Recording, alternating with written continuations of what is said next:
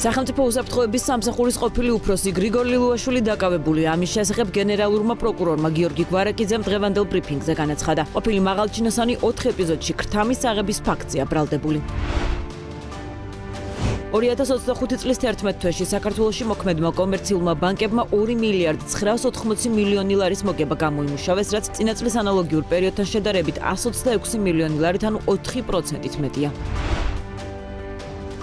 თბილისში ჩიქოვანის ქუჩა 14-ში მდებარე სახელმწიფო ქონება ყოფილი ბავშვთა ინფექციური საავადმყოფო 28 მილიონ 200,000 ლარად ვისელ ჯგუფთან დაკავშირებულმა კომპანია კოსტავა თაუერსმა იყიდა, რომელიც კოსტავას ქუჩაზე მომიჯნავე 33,000 კვადრატული მეტრის მიწის ნაკვეთის საზოგადოებრივი მაუწყებლის ყოფილი შენობის მფლობელია, რომელიც კომპანიამ საჯარო აუქციონზე 2022 წელს 65 მილიონ ლარად შეიძინა.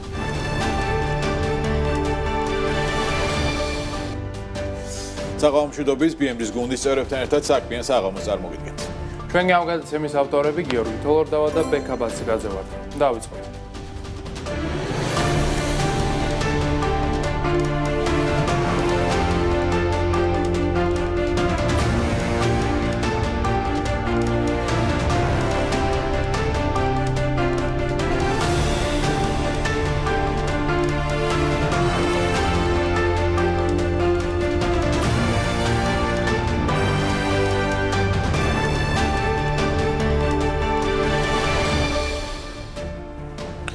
$700 მილიონი გათეთრებაში ბრალდებული კახა კოტორაშვილის კომპანიებმა 210,000 ლარი დააჯარიმა. საუბარია სესხის გამცემ სუბიექტ და ვალუტის გადამცვლელ შეპესე ფინზე. ვალუტის გადამცვლელი 772,000 ლარი დაჯარიმდა, ხოლო სესხის გამცემი სუბიექტი 38,000 ლარით. სამეწარმეო რეესტრის მიხედვით კომპანიის 90% ბრალდებულ კახა კოტორაშვილს, 10% კი ვახტანგ კოტორაშვილს ეკუთვნის, რომელსაც ბრალდებული სტატუსი არ აქვს. ინფორმაციისთვის საქართველოს პროკურატურამ სახელმწიფო უსაფრთხოების სამსახურთან ერთად 624 მილიონი დოლარის და 35 მილიონი ევროს ოდენობით უკანონო შემოსავლის ლეგალიზაციის ბრალდებით კახა კოტორაშვილი 16 სექტემბერს დააკავა. 700 მილიონი დოლარის გათეთრებაში ბრალდებული კახა კოტორაშვილის დაკავებიდან 3 თვე გავიდა, როგორც BMG-ის ბრალდებულის ადვოკატმა ედიშერ ქარჩოვამ განუცხადა, კახა კოტორაშვილს წინასწარი პატიმრობის პირველადი ვადა 2 თვით გაუგრძელეს, მისი თქმით მიზეზად გამოძიების ინტერესები დასახელდა. არაკლიის ღმერთელოვანი ნავსადგურის განვითარების სააგენტოს სხვადასხვა მომსახურების შესყიდვაზე ჯამში 2.7 მილიონი ლარის გამარტივებულ შეცდომებს გეგმავს. სააგენტოს ვებგვერდზე გამოქვეყნებულ დოკუმენტში წერია, რომ უწყება სხვადასხვა საკონსულტაციო მომსახურების შესყიდვა საერთაშორისო საკონსულტაციო კომპანიების განითხოვს. რუსთაველის გამზირის რეაბილიტაცია 71 მილიონი ლარი დაჯდება. ამას საკრებულოს მიერ დღეს დამტკიცებული ბიუჯეტი ითვალისწინეს. ბიუჯეტის პროექტის პირველი ვერსიით რუსთაველის გამზირის რეაბილიტაციაზე 40 მილიონი ლარი უნდა დახარჯულიყო, თუმცა მისი მასშტაბი და შესრულებელი სამუშაოების აღწერა გაფართოვდა თბილისის მერიის განმარტებით. პროექტი აუცილებელია, რადგან ამჟამად გამზირზე არსებული გზის სავალი ნაწილი დეფორმირებულია და მასზე ნაპრალებია, ასევე სანიაღვრე ქსელი ვერ უზრუნველყოფს ნალექის სრულად გატარებას და აუცილებელია მათი გამოცვლა. მერიის განმარტებით გზის მარჯვენა მხარეს ველობილიკის მოწყობაც არის დაგეგმილი, ასევე იგეგმება 200 ერთეული მიწისქვეშა კონტეინერის დამონტაჟება. რუსთაველის გამზირის რეაბილიტაციის ბიუჯეტი კომპონენტების მიხედვით ასე ნაწილდება. რუსთაველის გამზირის და კოსტავას ქუჩის ნაწილის რეაბილიტაცია 40 მილიონი ლარი, ფილები და კაბელარხები 13 მილიონი ლარი, რუსთაველის გამზირზე საყოფაცხოვრებო ნარჩენების ნაგავ-შემკრები მიწისქვეშა 200 ერთეული კონტეინერის შეძენა, მონტაჟი 10 მილიონი ლარი. თბილისის მთავრობა სამგორი ვაზისუბნის დამაკავშირებელი საბაგირო ხაზის პროექტის დასრულებას 2026 წლის ბოლომდე გეგმავს. ამის შესახებ დედაქალაქის ვიცე-მერმა გიორგი ტყემალაძემ დღეს საკრებულოში განაცხადა. მისი თქმით, ჩატარებულია ბაზრის კვლევა და უახლოეს მომავალში გამოცხადდება ტენდერი. ჯამში პროექტის ღირებულება 48 მილიონი ლარია. თბილისის ვიცე-მერმა 3 ახალი საბაგირო დერეფნის, მათ შორის სამგორი ვაზისუბნის საბაგირო ხაზის მოწყობაზე ჯერ კიდევ სექტემბერში თვითმმართველობის არჩევნების წინ განაცხადა. ამ საკითხს შეეხო ქართული ოცნების მერობის კანდიდატი კახა კალაძეც. სამგორის რაიონში არსებული ძველი საბაგირო გზის დემონტაჟისა და ახალი თანამედროვე ტიპის საბაგიროს მშენებლობის შესახებ ბაზრის კვლევა უნდა ნოემბერში გამოცხადებულიყო. საუბარია საბაგირო გზაზე, რომელიც 1986 წელს შევიდა ექსპლუატაციაში და 2000 წლიდან აღარ ფუნქციონირებს. ქალაქ სამტრედიაში არსებული ამორტიზებული სტადიონის ადგილზე UEFA-ს მესამე კატეგორიის შესაბამისი თანამედროვე საფეხბურთო სტადიონი აშენდება. 6000 მაყურებელზე გათვლილი სტადიონის პროექტირების პროცესი უკვე დაწყებულია. ამის თაობაზე ინფორმაციას ინფრასტრუქტურის სამინისტრო აუცილებს. უწყების ცნობით საფეხბურთო სტადიონის პროექტის კონცეფცია დღეს ინფრასტრუქტურის მინისტრმა რევას ოხაძემ სამტრედის მუნიციპალიტეტის მერთან დავით ბახტაძესთან მუნიციპალური განვითარების ფონდის აღმასრულებელი დირექტორის მოადგილესთან და ადგილობრივი ხელისუფლების წარმომადგენლებთან ერთად განიხილა. გავრცელებული ინფორმაციის თანახმად ახალი სტადიონის პროექტირების საერთო ღირებულება 1,7 მილიონი ლარია, ხოლო პროექტირების დასრულების ვადა 8 თვემდე განისაზღვრა. საერთო ჯამში სტადიონის მშენებლობაზე დაახლოებით 40 მილიონი ლარი დაიხარჯება. მოვუწოდებთ ენერგოპრო ჯორჯიას ნუ დატოვებს მოსახლეობას ინტერნეტისა და ტელევიზიის გარეშე. აქტიკომი და მისი შვილობილი კომპანია შეპესე დელტაკომი ერთობლივ განცხადებას ავრცელებენ. მათი თქმით, რეგიონებში იმისათვის, რომ მომხმარებლებისათვის ფიქსირებული ინტერნეტისა და ტელევიზიის მომსახურების მიწოდება მოხდეს, გამოიყენება ენერგოპრო ჯორჯიას ბოძები, რაზეც აქტიკომი და დელტაკომი ხელშეკრულებით შესაბამის საფასურს იხდიან. განცხადებაში აღნიშნულია, რომ წინა საახალწლო პერიოდში ენერგოპრო ჯორჯიამ დაბრკოლებები შექმნა საკუთარ ქსელზე დაშვებაზე, რაც მაგთის განცხადებით პრობლემას ქმნის. ნოემბერში დენის იმპორტი მხოლოდ რუსეთიდან განხორციელდა. TBC კაპიტალის ინფორმაციით, ჯამში 111 მილიონი კილოვატი-საათი ელექტროენერგია შევისყიდეთ. ოკუპირებულმა აფხაზეთმა აქედან მხოლოდ 30 მილიონი კილოვატი-საათი მოიხმარა. საქსტატის თანახმად საქართველოს იმპორტირებულ რუსულ დენში დაახლოებით 3,3 მილიონი დოლარი გადაიხადა. ეს ნიშნავს, რომ კილოვატ-საათის საშუალო ფასი თითქმის 3 ცენტი იყო, თუმცა უნდა აღინიშნოს, რომ ოკუპირებული აფხაზეთის რეგიონს რუსეთი სპეციალურ ფასად აწვდის ელექტროენერგიას, რაც ჯამური იმპორტის ფასს ამცირებს. ნოემბრის სტატისტიკა აჩვენებს, რომ რუსეთის გარდა სხვა მეზობელი ქვეყნებიდან დენის იმპორტი არ ჰქონია, რაც შეეხება სხვა მონაცემებს. აღსანიშნავია, რომ წელს საბალანსო ელექტროენერგია გაძვირდა. ეს ნიშნავს, რომ ესკოს გენერაციის ობიექტებიდან შესყიდული დენი გაუძვირდა. TBC კაპიტალის ინფორმაციით, წელს საბალანსო ელექტროენერგიის ფასი წლიურად 5%-ით 6 ცენტამდეა გაძვირებული. საქართველოში ელექტროენერგიის მოხმარება წლიურად 3,6%-ით გაიზარდა. როგორც TBC კაპიტალის კვლევაში ანათქვამი, გასულ თვეს საცალო მოხმარება 3,8%-ით 675 გიგავატ-საათამდე შემცირდა, თუმცა მსხვილი საწარმოების მოხმარება 51,3%-ით გაიზარდა და 312 გიგავატ-საათი შეადგინა. კვლევის თანახმად 9,6%-ით 213 გიგავატ-საათამდეა შემცირებული აფხაზეთის ავტონომიური რესპუბლიკის ელექტროენერგიის მოხმარება. ამასთანავე, საანგარიშო პერიოდში საქართველოში ელექტროენერგიის გამომუშავება წლიურად 20,7%-ით 1129 გიგავატ-საათამდე გაიზარდა. ნოემბერში ხელფასი 997,175 დასაქმებულს ჩაერიცხა. შარშან ნოემბერში ხელფასის მიმღები 1 მილიონზე მეტი მოქალაქე იყო. შემოსავლების სამსახურის 2025 წლის 22 დეკემბრის ონლაინ მონაცემებით დასაქმებულებს გარიცხული ხელფასის სახით ჯამში 2,6 მილიარდი ლარი დაერიცხათ, მათ შორის 287 დასაქმებულის დარიცხული ხელფასი 100,000 ლარზე მეტი იყო. სულ მაღალანაზღაურებადმა პირებმა ერთ თვეში 114 მილიონ ლარამდე თანხა გაინაწილეს. ამასთან ჯამურად ნოემბერში 100,000-იან მეტი შემოსავალი, რომელიც ხელფასთან ერთად სხვა სახის შემოსავალს, მათ შორის იჯარას, დივიდენდს და სხვა სახის შემოსავალს აერთიანებს 946-მა პირმა მიიღო. ჯამში 341,6 მილიონი ლარის ოდენობით, რაც შეეხება ხელფასის მიმღებ პირებს, 160,000-ზე მეტი პირის ანაზღაურება 600 ლარიან ნაკლები იყო. ხელფასის მიმღებთა ყველაზე დიდი ოდენობა 346,330 პირის თვიური დარიცხული ანაზღაურება 1,200-დან 2,400 ლარის დიაპაზონშია. 167,628 დასაქმებულის ხელფასი კი 2,400-3,600 ლარის დიაპაზონში იყო. და დროა საქმიანი საღამო გავაგზავნოთ საფონდო ბაზრების მიმოხილვით. განვლილი სავაჭრო სესია საკმაოდ პოზიტიური იყო. ამერიკული ბაზრისათვის საშუალოდ 9%-იანი დავიხილეთ და დღესაც პრინციპში საკმაოდ პოზიტიურად მიმდინარეობს ვაჭრობა უოლ-სტრიტის საფონდო ბირჟაზე. თუ კი ასე გაგრძელდება ვითარება, დაახლოებით 0.3%-იანი მატების შემთხვევაში უკვე ამერიკული საფონდო ბირჟა დღესვე დააფიქსირებს ახალ რეკორდულ შედეგს, მანამდე კი ამჟამად მონაცემებს გადავალოთ თვალი, S&P 500-თან გვაქვს +0.23%, Dow Jones-თან +0.14%, Nasdaq-თან კი +0.28%. ჯამში, როგორც ხედავთ, ინვესტორების განწყობა არის ძალზედ პოზიტიური. კომპანიების მიხედვითაც ვითარება, როგორც ხედავთ, გამორჩეულად კარგია. Nvidia მკვეთრ ზრდას განაგრძობს, ამ ეტაპზე გვაქვს +2% დაახლოებით. ასევე Google-ის მომატებულია 1.24%-ით. შესანიშნავი შედეგი აქვს Amazon-საც და Broadcom-საც +1%-ის ფარგლებში, როგორც ხედავთ, ამერიკულ კომპანიებს, განსაკუთრებით ტექ კომპანიებს, კორექცია არც ერთ მათგანს არ აქვთ. აქვე უნდა ვისაუბროთ ევროპასა და აზიაზეც. ევროპაში სხვათა შორის პოზიტიური განწყობა გვაქვს და 600 უმსხვილეს კომპანიის საერთო კაპიტალიზაცია 0.27%-ით არის გაზრდილი. აი შანხაი და ნიკეი კი ფაქტობრივად უცვლელია მთელი დღის განმავლობაში.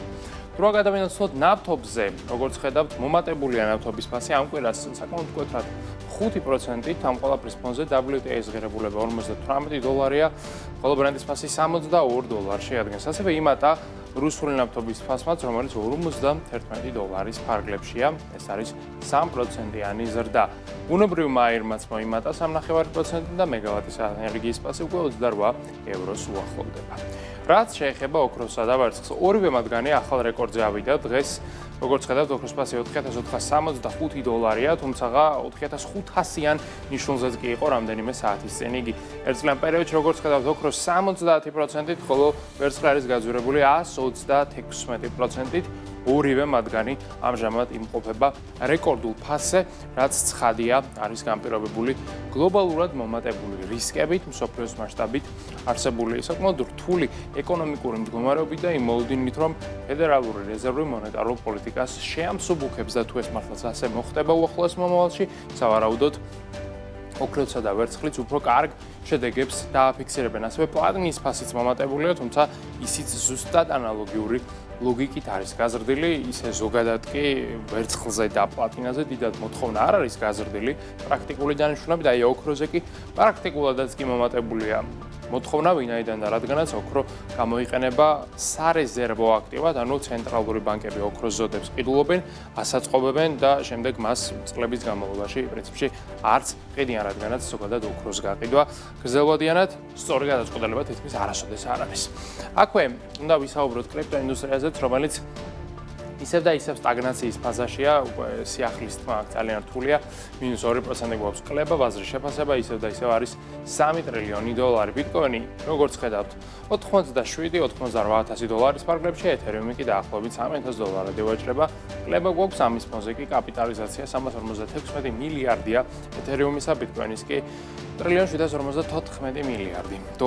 აქვე უნდა ვისაუბროთ ლონდონის საფონდო ბირჟაზეც დავიწყოთ ამ შემთხვევაში საქართველოს ბანკით, რომელსაც დღეს ჰქონდა მცირედი მატება +0.22%.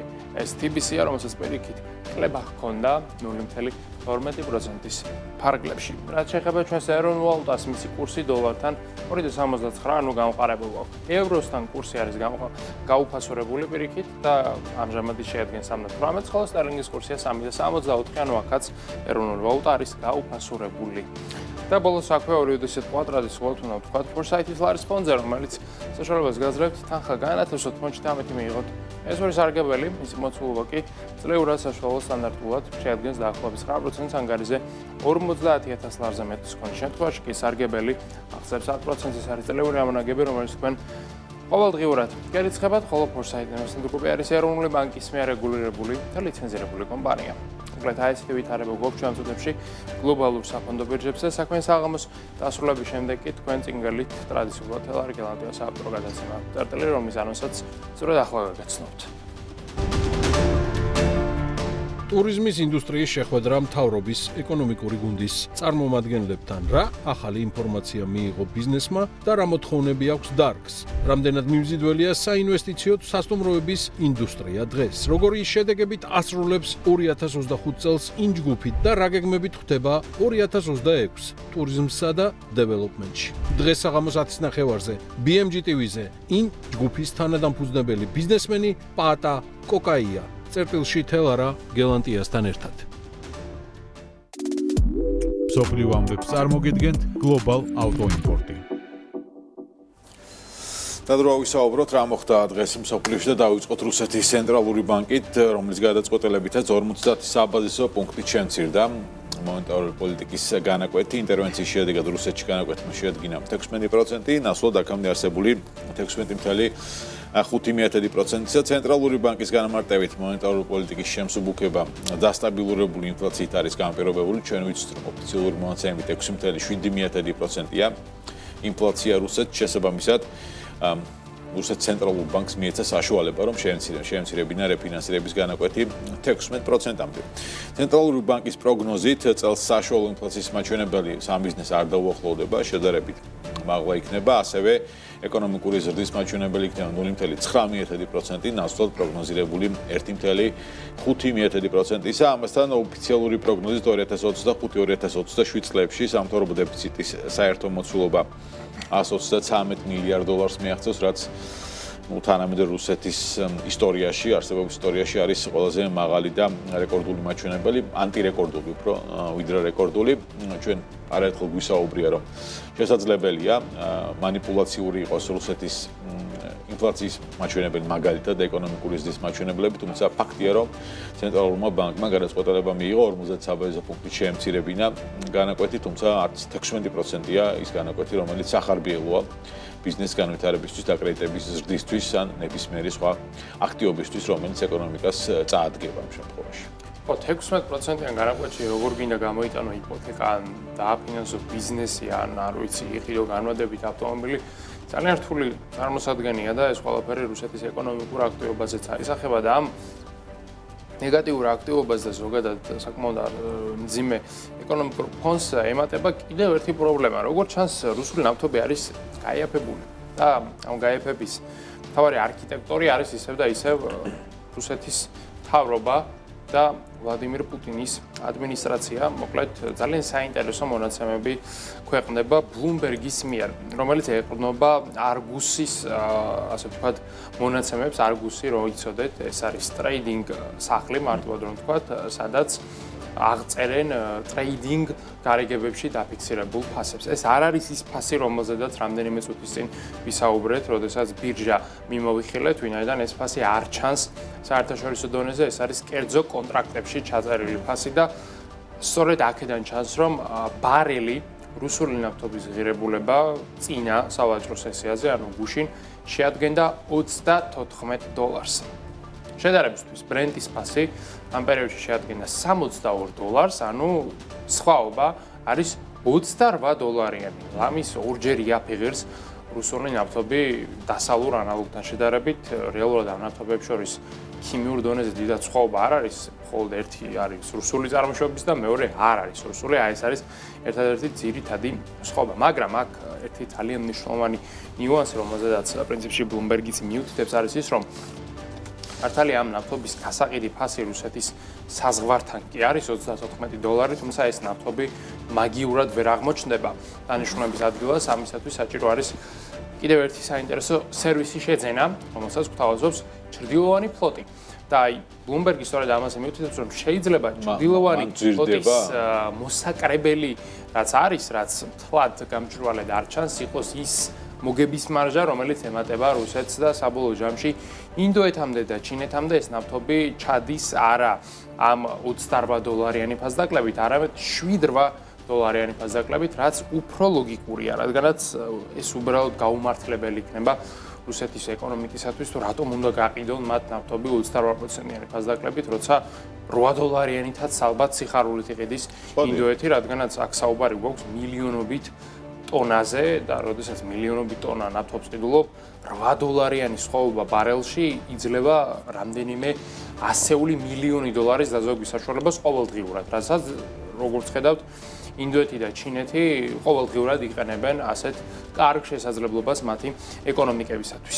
აქვე ისიც უნდა ვთქვათ, რომ ჩრდილოვანი ფლოტი ისევ მუშაობს, როგორც ადრე მუშაობდა, მართალია რამდენიმე გამოწვევა შეექმნათ მათ ბოლო პერიოდში, განსაკუთრებით ამერიკის საქციების შემდეგ, მაგრამ ერთი რაც გვასწავლა რუსეთმა ის არის, რომ ნებისმიერ სანქციას შეგიძლია არიდო გვერდით, თუ კი იქნები საკმარისად კრეატიული და ყველაზე კრეატიული ინდუსტრია დღეს პლანეტაზე პრინციპში არის სწორედ რუსეთის ენერგეტიკული ინდუსტრია, რადგან თუ ეს ასე არ იქნება, მაშინ რუსეთი აღმოჩნდება ძალიან მძიმე მდგომარეობაში, მაგრამ ჯერჯერობით რუსეთი მშვენივრად ახერხებს თავისი ნავთობის გაქრებას, თუნდაც ასეთი დიდი ფაზაკლებით.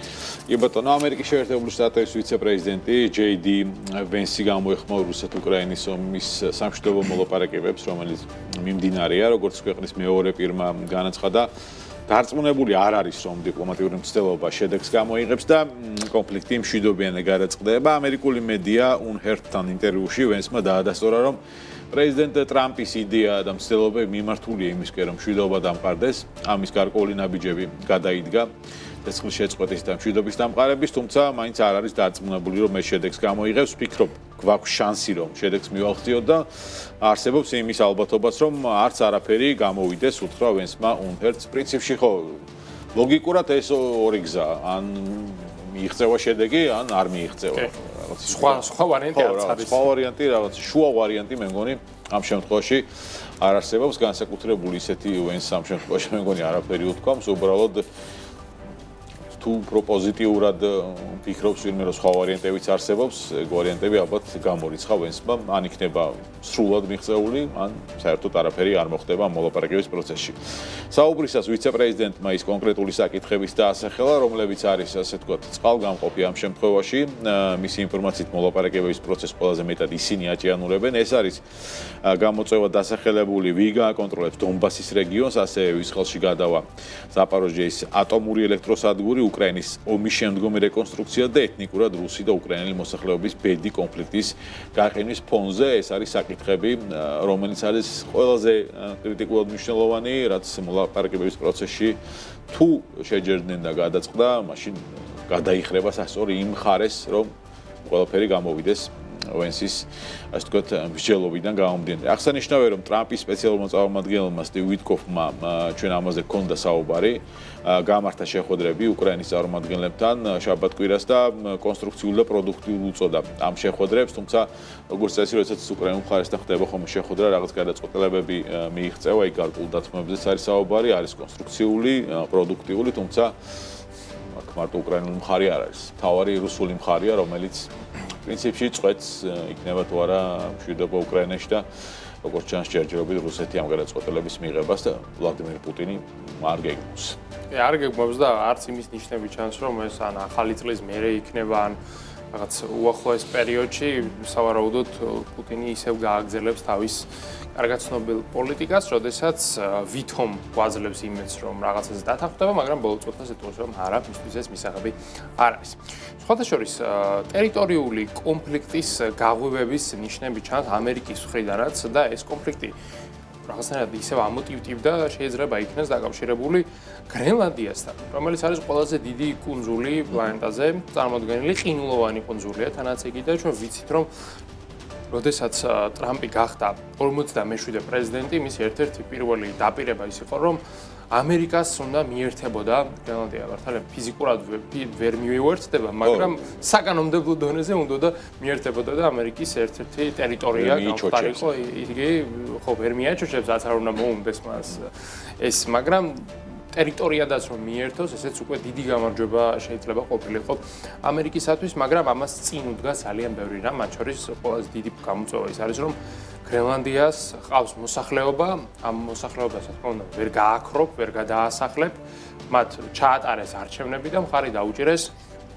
ისეთ პოლიტიკურ ზალას, რომელიც პირიქით ანტიამერიკულია, შესაბამისად გაერთიანების ნიშნები ჯერჯერობით არ ჩანს და ეს არც არავის მიეჭდა რეალურად, მაგრამ ტრამპი როგორც ჩანს, მაინც რეალურად მიიჩნევს ამ გეგმას და სპეციალური წარმომადგენელი დანიშნა გრენლანდიაში, ჯეფ რენდრი არის ეს ადამიანი, რომელიც ლუიზიანას გუბერნატორია და მისი მიზანი და ამოცანა უნდა იქნეს აი ამ გაერთიანების პროცესის ხელშეწყობა. როგორ აპირებს ის ამას ვერ გავიგე, ცოტა არ იყოს და მოლაპარაკებები. ალბათ მოლაპარაკებებით ან არ ვიცი, გრენლანდია შეიძლება ბილბორდები დაამონტაჟოს, სადაც ამერიკის უპირატესობები იქნება გამოსახული, სხვა გზით უბრალოდ ვერ ხვდები როგორ შეიძლება ეს ადამიანები გადაიბიროს, მაგრამ ამ მიმართულებით როგორ ჩანს ბევრი ბილბორდი არ უნდა მოსახლეობას ბევრი არ უნდა, ბევრი არ არიან იქ რამდენიმე ბილბორდი რამდენიმე 10,000 ადამიანია, სხვა მეთოდებიც არსებობს მათთან კომუნიკაციის, საკმაოდ აქტიური საზოგადოება იქ შეკრებილი და სხვა შორის ტრამპს გრენლანდიის მიერთება უნდა და 2019 წელსაც კი მან ჯერ კიდევ მაშინ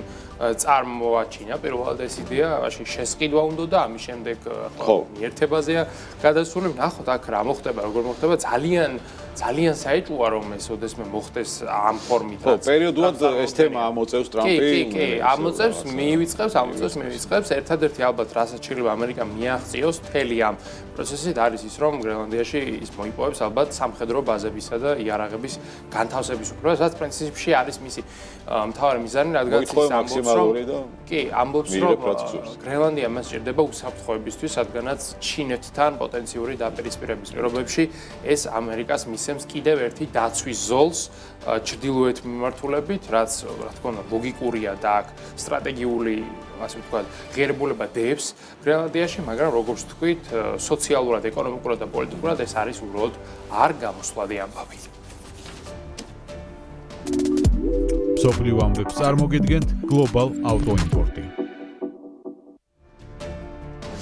ოქროს ფლოტი ასეთი კოლექტიური სახელი ექნება იმ 25 საბრძოლო ხომალდს, რომელთა პირველი პროტოტიპით გუშინ გვიანღამით მსოფლიოს ამერიკის პრეზიდენტმა დონალდ ტრამპმა წარუდგინა. გრენლანდიის დაუფლების, ვენესუელას ხელისუფლების ჩამოშორებისა და ტაივანის დაცვის სურვილის ფონზე გასაკვირი არც არის, რომ ამერიკა ახალ ულტრათანამედროვე შეერაღებაზე მუშაობას აქტიურად იწყებს და აკეთებს კიდევაც ამას. როგორი იქნება ტრამპის ოქროს ფლოტი? ამაზე სასაუბროდ ახლა ერეკლე პოლადიშვილი შემოგვიერთება ერეკლე საღამომშვიდობის. ბექა საღამომშვიდობისა და მივესალმებ მაყურებელს. ახალი გამანადგურებელი, რომელზეც დღეს უნდა ვისაუბროთ, ბევრი რამით არის ისტორიული. უპირველეს ყოვლისა იმით, რომ ის არის კაცობრიობის ისტორიაში პირველი ხომალდი, რომელსაც ამერიკის ცოცხალი მოქმედი პრეზიდენტის კლასით დააკვალიფიცირებენ. ანუ მისი სახელი ერქმევა კაცის, რომელსაც არც ერთ სერიოზულ სამხედრო მოქმედებაში მონაწილეობა არ მიუღია და არც რომელიმე ომში გამოუჩენია თავის. სამაგიეროდ თავი გამოიჩინა თეთრი სახლის ორჯერ დაკავებით და სწორედ ამიტომ მისცა საკუთარ თავს საშუალება დღეს მსოფლიოსთვის უახლესი ხომალდი წარედგინა. მეორე საკითხი, რაც ტრამპის ამ განცხადებას ხდის ისტორიულს, არის ის, რომ არც ერთ ამერიკელ პრეზიდენტს ასე ღიად და დაუფარავად არ ჩაუფარცხავს წინამორბედის დაწყებული საქმე და სრულად და საკუთარად არ გამოუცხადებია ის. დიახ, ხომალდი, რომელიც ტრამპმა ომის მდივან პიტ ჰექსეტთან და საზღვაო ძალების მდივან ჯონ ფელანთან ერთად წარადგინა, რეალურად DDGX-ის ტიპის პროექტის სახეშეცვლილი ვერსია. იმ პროექტის, რომელიც ტრამპმა ცოტა ხნის წინ შეაჩერა და როგორც ჩანს სრულიად გამიზნულადაც. მოკლედ, გადავიდეთ მთავარზე. რა მახასიათებლები აქვს ახალ ტრამპის ტიპის გამანადგურებელს, რომელსაც სახელად USS Defiant-ი ეწოდება. მისი სიგრძე 265 მეტრი იქნება, სიგანე 35 მეტრი, ხოლო სიღრმე, ანუ ის ნაწილი, რომელიც წყალქვეშ მუდმივად მოექცევა, 19 მეტრს შეადგენს. წონა კი 40,000 ტონამდე იქნება. შედარებისთვის, ჩინეთის მთავარი გამანადგურებელი 55 ტიპის ხომალდი 180 მეტრის სიგრძისაა, წონა კი 18,000 ტონას შეადგენს. რაც შეეხება სიჩქარეს, სიმძიმის მიუხედავად ის მაქსიმალურ დატვირთვაზე 30 კვანტს, ანუ საათში 55 კილომეტრს განავითარებს. რაც შეეხება ძირითად საკითხს, შეიარაღებას. თანამდებობით ვიცით, რომ DDGX 650-დან 850-მდე სამხედრო პერსონალის აყვანა შეუძლია მის ბორცვზე. შესაბამისად, მასზე მაღალი ალბათობით სწორედ ამ რაოდენობის სხვადასხვა ტიპის მომსახურე განთავსდება. რაც შეეხება იარაღს, USS Defiant-ზე იქნება 40 ცალი ელექტრომაგნიტური იარაღი, იგივე რეილგანი, რომელიც თუ კლავაც DDGX-ის პროექტს დავეყრდნობით, ოდინის ტიპის 32 მეგაჯოულის სიმძლავრის იქნება. ცხადია, ხომალდზე შევხვდებით სტანდარტულ საზღვაო რაკეტებსაც, თუმცა უფრო მნიშვნელოვანი იქნება ის, რომ ეს იქნება პირველი გამანადგურებელი, რომელსაც როგორც ბირთვული, ისე ისე ჰიპერბგერითი რაკეტების გაშვება შეიძლება. ტრამპის ტიპის ხომალდზე მაღალი სიმძლავრის ლაზერებსაც ვიხილავთ, რომელთა დანიშნულებაც მეტწილად დრონების მოგერიება და საფრთხის შემცველი რაკეტების განეიტრალება იქნება. USS Defiant-ზე ასევე ვიხილავთ MK-41 ტიპის 128 გამშვებიან ვერტიკალურ სარაკეტო სისტემას, რაც 14-ით აღემატება ჩინეთის მთავარ გამანადგურებელს. იმ გამანადგურებელს, რომლის 8 ერთეულის ჩინეთმა უკვე ჩაუშვა წყალში. ხომალდზე დამატებით იქნება 4 ცალი 30 მმ-იანი ახლო დისტანციაზე მოქმედი ტყვიამფრქვევი და RIM-116 ტიპის 2 ცალი მოკლე რადიუსიანი საზღვაო საჰაერო თავდაცვის სისტემა. მოკლედ რომ შევაჯამოთ, ეს არის ის, რაც DDGX-ის დაანონსებული ან გნებავთ ტრამპის სფერებში გადაღებილი გამანადგურებლის შესახებ ვიცით. როგორც არ უნდა ითქვას, ეს პროექტი ამერიკის ხელისუფლებას და მის თავდაცვის ძალებს ნამდვილად სჭირდება. სჭირდება, რადგან ჩინეთის სამხედრო შესაძლებლობები ყოველდღიურად უმჯობესდება, ამერიკას კი არ აქვს უფუნება იყოს სხვა მოკავშირეების იმედად. ტრამპის ტიპის გამანადგურებელი USS Defiant მზის სინათლეს სულ რაღაც 2.5 წელიწადში იხილავს, მას კი მალევე მოჰყვება კიდევ 10 ხომალდი, საბოლოოდ კი 2030-იან წლებში შტატები 25 უმძლავრესი გემისაგან შემდგარ ოქროს ფლოტს შეკრავს. მადლობა, ეს ერეკლე ფოლადიშვილი იყო, როგორც ჩანს, ტრამპი და ამერიკის შეერთებული შტატების შეერაღების გაულტრა თანამედროვეობას განაგრძობს. 2025 წელი კრიპტო ინდუსტრიისათვის არასახარბიელო შედეგებით სრულდება. ინდუსტრიის საერთო შეფასება უკვე $1 ტრილიონ მეტადაა შემცირებული, ხოლო პიკურ მაჩვენებელთან შედარებით ბიტკოინის ვარდნის მაჩვენებელი 35%-ს აღწევს, ხოლო ეთერიუმის კორექცია 55%-ია. ზოგიერთი კრიპტოაქტივის შემთხვევაში ფასი ფაქტობრივად განახევრებულია, რაც ტექნიკურ დონეზე იმას ნიშნავს, რომ ბაზარი ეგრეთ წოდებული bear market-ის ფაზაში გადავიდა. ბაზრის განწყობის ინდექსი ამჟამად საერთოდაც ექსტრემალური შიშის ზონაშია, რაც იმაზე მიუთითებს, რომ ინვესტორებს განწყობა კრიპტოინდუსტრიის მიმართ საკმაოდ ნეგატიურად აქვთ შეცვლილი. ვითარებას განსაკუთრებით ის ართულებს, რომ კრიპტოაქტივების გაყიდვა ინსტიტუციურმა ინვესტორებმა, ჰედჯ ფონდებმა და კომპანიებმაც კი დაიწყეს, ანუ საქმე გვაქვს არა მხოლოდ კერძო ინვესტიციის, არამედ ინსტიტუციური კაპიტალის გადინებასთან. მთავარი მიზეზი, რომელიც კრიპტობაზრის მიმართ ოპტიმიზმს ანელებს, პოლიტიკას უკავშირდება. პრეზიდენტ დონალდ ტრამპის მმართველობის პერიოდში კრიპტოინვესტორები ელოდნენ, რომ მისი გაპრეზიდენტება კრიპტო პოლიტიკას გააძლიერებდა და ბლოკჩეინს მეტ თავისუფლებას მისცემდა. თუმცა დროსთან ერთად ეს ნარატივი გაიფანტა. არც მკაფიო ოპოზიცია რეგულაციებზე, არც ინოვაციური პოლიტიკის კონტურები იკვეთება, არც კონკრეტული ნაბიჯებია გადადგმული, უფრო მეტის, არც ბიტკოინის სტრატეგიული რეზერვი ჩანს, რომელსაც ტრამპი რამდენიმე თვის წინ აანონსებდა და მათ შორის ამბობდა, რომ ამერიკა გლობალურ კრიპტო დედაქალაქად უნდა ქცეულიყო. ამ პერიოდის განმავლობაში მხოლოდ ის გავიგეთ, რომ ტრამპის ოჯახი საკუთარი კრიპტოაქტივებით და გარიგებებით გამდიდრდა, ხოლო ამით სარგებელი რამდენიმე კომპანიის გარდა სხვა პრინციპში არც არავის მიუღია. ზოგადად, კრიპტო ინდუსტრიის ყველაზე დიდი პრობლემა ისაა, რომ მისი ზრდა ყოველთვის ემოციურ მოლოდინებზეა დაფუძნებული და არც ეკონომიკურ საფუძველზე.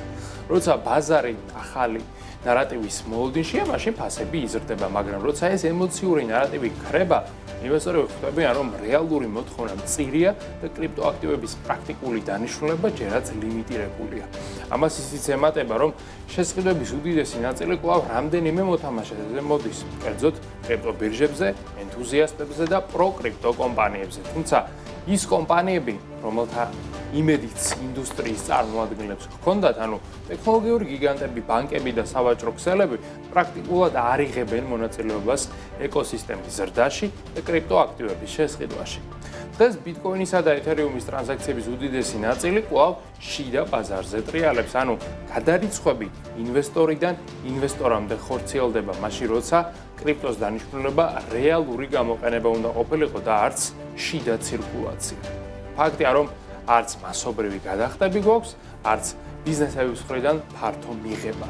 შესაბამისად, კაპიტალი მოძრაობს წრეზე, ფასის დინამიკა კი მინიმალურია. საფონდო ბირჟისგან განსხვავებით, სადაც კომპანიების აქციები რეალური შემოსავლების, მოგებისა და პროდუქტიულობის და პროდუქტების გამოშვების მიხედვით იცვლება, კრიპტოაქტივების ღირებულება მთლიანად დამოკიდებულია ბაზრის განწყობაზე.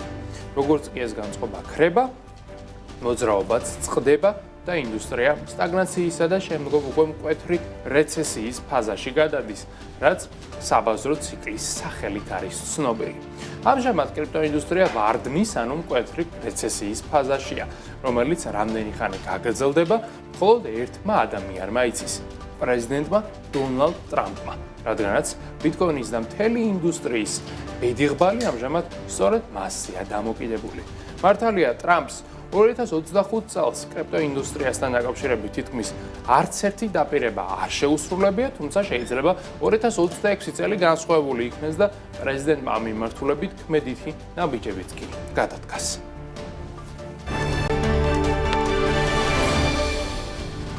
ჭავჭავაძის გამზირსა და კუსტბის დამაკავშირებელი საბაგირო გზა დღეიდან მგზავრებს დროებით ვერ მოემსახურება. სატრანსპორტო კომპანიაში განმარტავენ, რომ საბაგირო გზას ჩაუტარდება რეგლამენტით გათვალისწინებული გეგმიური ტექნიკური სამუშაოები, რომლის დასრულების შემდეგაც გზართა მომსახურება განახლდება.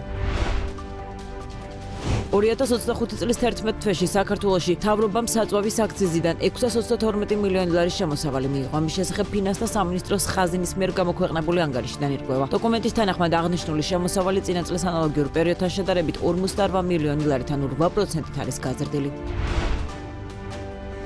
2025 წლის 11 თვეში საქართველოში არასაინკუბაციო კვერცხის იმპორტი 59%-ით შემცირდა, თუმცა ნოემბერში ტენდენცია შეიცვალა და საქართველო მხოლოდ ერთ თვეში $263,500 ღირებულების 3,600,000 ცალი კვერცხი იყიდა.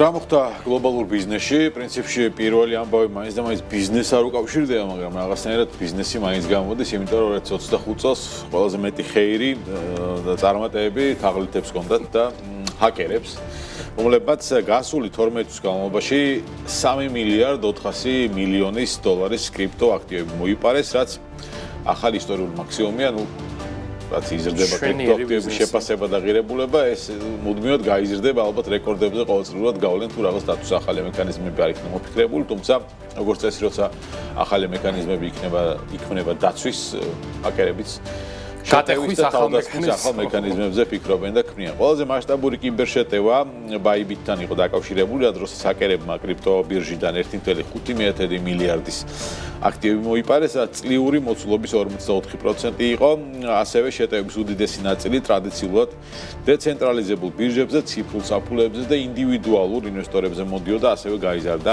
AI თაღლითობა და ეგრეთ წოდებული deep fake-ების წილი, AI-ის მიმართულება ალბათ კიდევ უფრო გაიზრდება, მოსაოდნელია ამ ხრივ გაფრთხილებებით უფრო აქტიურად ისმის მსოფლიოს მასშტაბით. საერთო ჯამში 2025 წელს დაიჰაკა 158,000-მდე ციფრული საფულე და კიბერ დამნაშავეების მიერ დაზარალებული იქნა 100,000-მდე მომხმარებელი. კარგი წარმატებული წელი ქონიათ კიბერთაღლითებს და დამნაშავეებს. განსაკუთრებით კრიპტოაქტივების მიმართულებით მოღვაწეები. თაღლითებისათვის 2025 იყო კარგი სამიზნეა კრიპტოაქტივები. აი ხო AI-ც ისე განვითარდება და წამოეწევა, რომ მათი საქმე უფრო კარგად იქნება დარწმუნებული ვარ.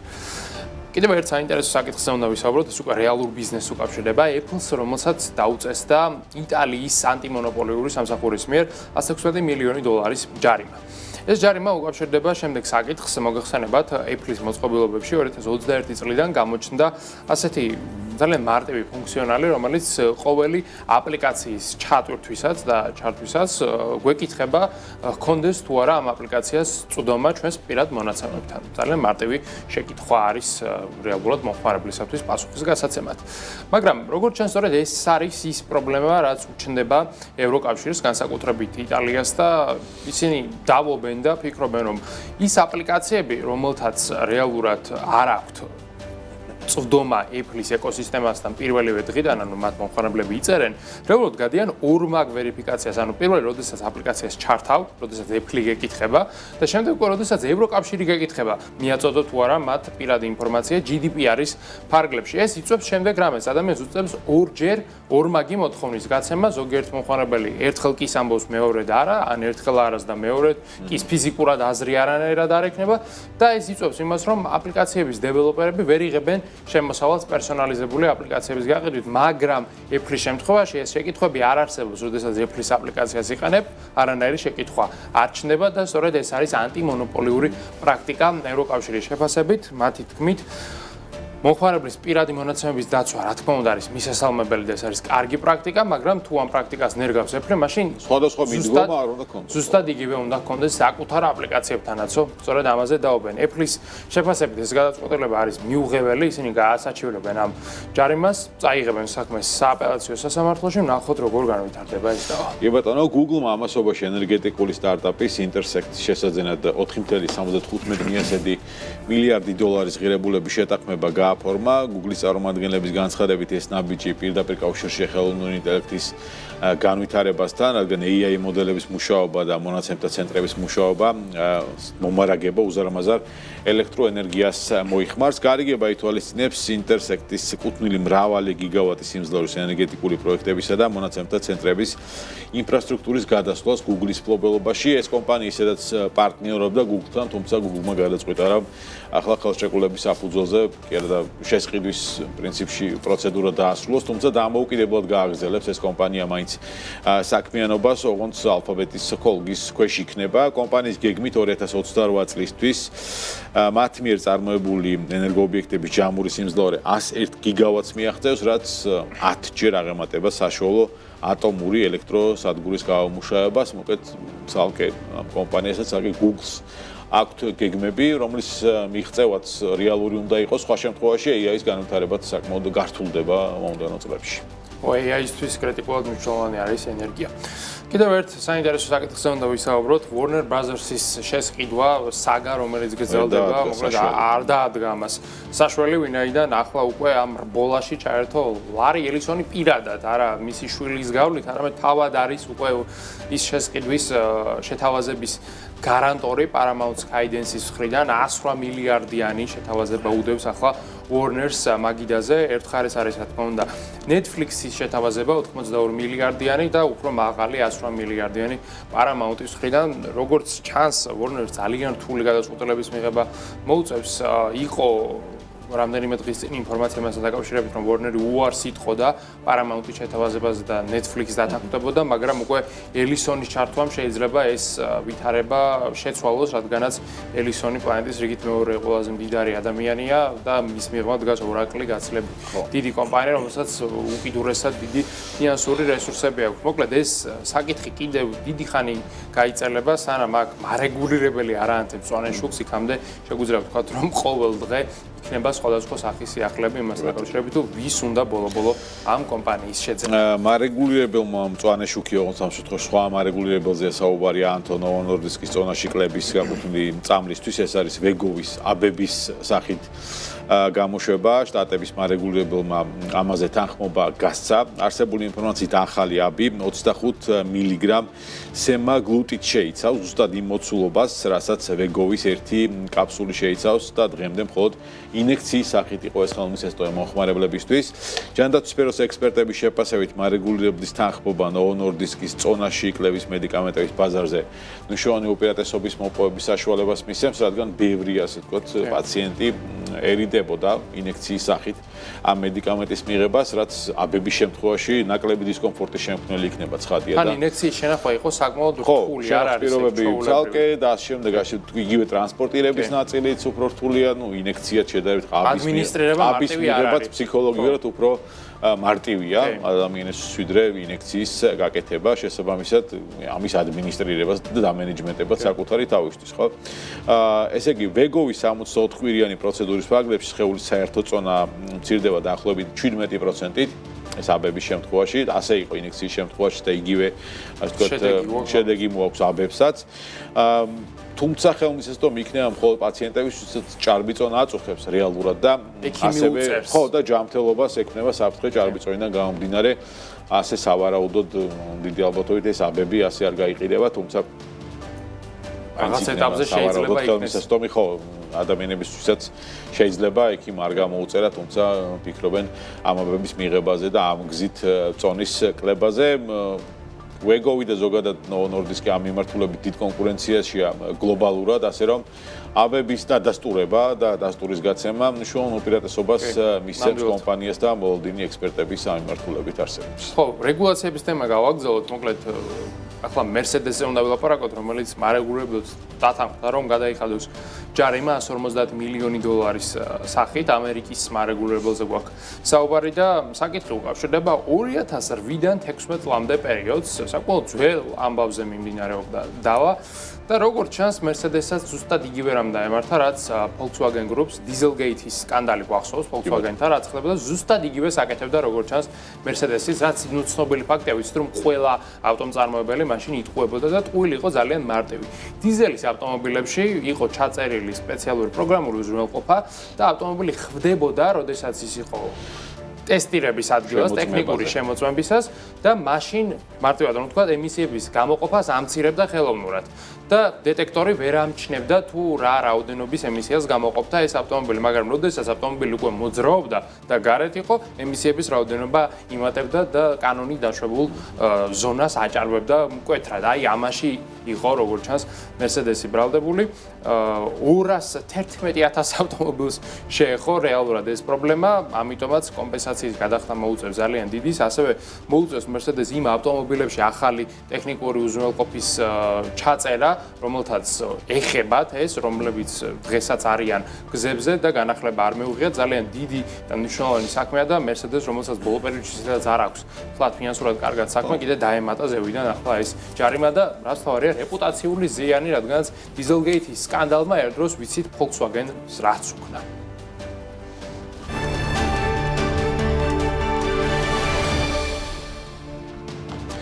ავტოსამყაროში და ბიზნეს საზოგადოებაში ერთ-ერთი ყველაზე გავლენიანი ბრენდის დაბადებიდან 125 წელი გავიდა. 125 წელი მას შემდეგ, რაც 1900 წელს კომპანია Daimler-მა დაასრულა მუშაობა მოდელზე Mercedes 35 HP. ეს არ იყო უბრალოდ მორიგი ტრანსპორტი, ეს იყო პირველი თანამედროვე ავტომობილი, მაშინ რომელმაც დაასრულა თვითმავალი ეტლების ეპოქა და საფუძველი ჩაუყარა ინდუსტრიას, რომელსაც დღეს ვიცნობთ. რამდენიმე ისტორიული ფაქტი გერმანულ გიგანტზე, სახელი Mercedes-ი ეკუთვნოდა ავსტრიელი ბიზნესმენისა და ინვესტორის ემილ იელენიკეს ქალიშვილს. იელენიკმა Daimler-ს დაუდგინა პირობა. ის იყიდა 36 ავტომობილს, იმ დროისთვის კოლოსალური შეკვეთა იყო, თუ მათ თავისი ქალიშვილის სახელს დაარქმევდნენ. ასე იქცა პირადი სახელი მსოფლიოს ყველაზე ძვირად ღირებულ სავაჭრო ნიშნად. 1900 წელს წარმოდგენილ მოდელს ჰქონდა დაბალი სიმძიმის ცენტრი და ფოლადის ჩარჩო. მანამდე ავტომობილები მაღალი და არამდგრადი იყო. ამ ინოვაცია Mercedes-ს კონკურენტული უპირატესობა 10 წლეულების განმავლობაში შეუნარჩუნა მას შემდეგ. დიდი დეპრესიის წინ ორმა კონკურენტმა, Daimler-მა და Benz-მა გადაწყვიტა გაერთიანება, რათა გადარჩენილყვნენ სწორედ მაშინ გაჩნდა სამქიმიანი ვარსკვლავი და დაფნის გვირგვინი, რაც დღეს კორპორაციული სინერგიის საუკეთესო მაგალითია. როგორია Mercedes-ის დღევანდელობა? კომპანიამ შეამცირა ბიუჯეტური მოდელების, მაგალითად A-კლასის წარმოება და აქცენტი გადაიტანა Maybach-ზე, AMG-ზე, G-კლას სეგმენტზე. შედეგი გაყიდვების რაოდენობის შემცირების მიუხედავად, მაინც მოგების მაღალ ნიშნულზე შენარჩუნება. Mercedes-Benz-ი წლიურად საშუალოდ 8-დან 10 მილიარდ ევრომდე ინვესტიციას ახორციელებს კვლევებსა და განვითარებაში. მათი მიზანია 2030 წლისთვის გახდნენ სრულად ელექტრო ბრენდი იმ ბაზრებზე, სადაც ეს შესაძლებელია. Mercedes-ის 125 წელი გვასწავლის, რომ ბრენდის საიმედოობა არის ყველაზე მყარი ვალუტა, როდესაც მომხმარებელი ყიდულობს Mercedes, ის ყიდულობს არა ტრანსპორტს, არამედ 125 წლის განმავლობაში დაგროვილ საინჟინრო ავტორიტეტს. საქმეის საღამო დღეს ამით ასრულებულია. მადლობა ყურადღებისთვის. მომავალ შეხვედრამდე.